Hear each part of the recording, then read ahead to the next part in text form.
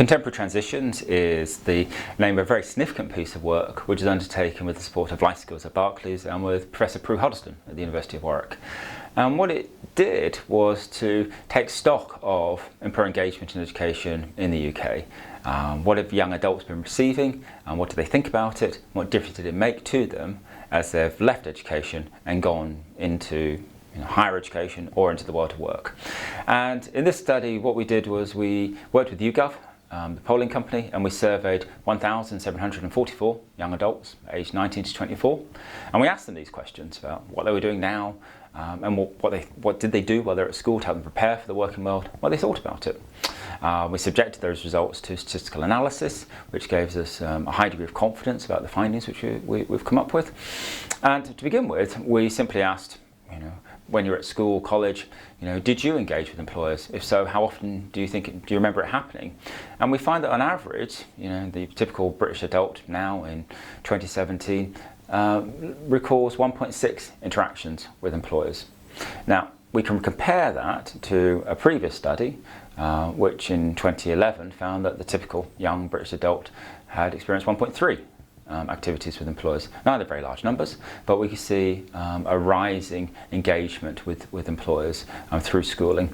But we also find here in 2016 that the school type matters, social background matters, that the more disadvantaged somebody is, the lower levels of employer engagement they can expect. And those who received the most of it were from grammar schools or from independent schools. Now, we asked this number of questions about young people's perceptions of both the employer engagement which they received while in school, but also what they thought about the attempts of schools in general to prepare them for the working world. And this is perhaps one of the most striking findings. 53% of our 19 to 24-year-olds felt that their school or college had prepared them poorly for the world of work.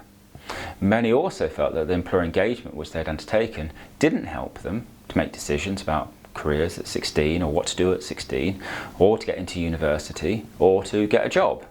And kind of think about the purposes of employer engagement. These are quite striking findings.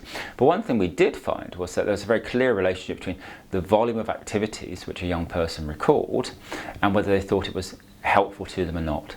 So the proportion of young people who said that school was actually good at preparing them for the world of work grew significantly where they had 3 or 4 interventions they remembered with employers. And the same applies to their views about was it helpful to them in deciding what to do at 16, getting into university, getting a job. The more which they did, the more helpful it became.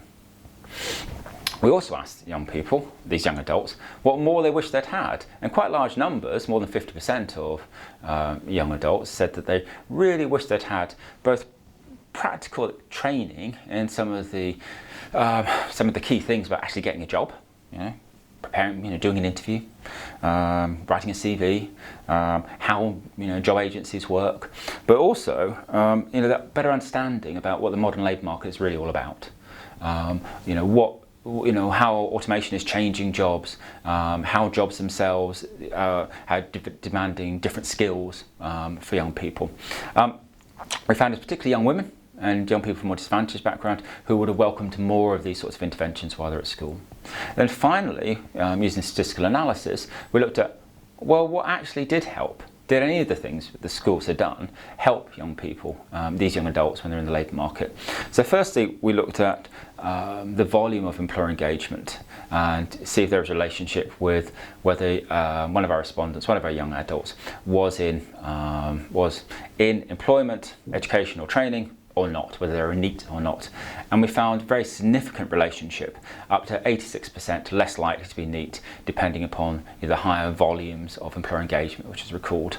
We also found relationships between taking part in individual activities, whether it's work experience or careers events or mentoring, and the likelihood of being NEET on the day of the survey. We found some interesting findings in terms of earnings as well. Again, repeating our 2011 study, job shadowing pre-16 is related to 11% pay premium between the ages of the ages of 19 and 24. Perhaps most interesting though, this time around, if a young adult said that their employer engagement was helpful to them in getting a job, turns out they were right. It was helpful to them, and they earned more on average than somebody who was similar to them. And also, if they felt that their school had prepared them well for working life, that environmental context was important. The environment seemed to make a difference, and young people, young adults who undertook activities in that context did better financially later on than their peers. So we drew three major conclusions from the study. Quantity matters, more is more. The more you do, the better you get. Quality matters, and what young adults think about it is a good indicator of quality. And finally, equity matters, fairness matters.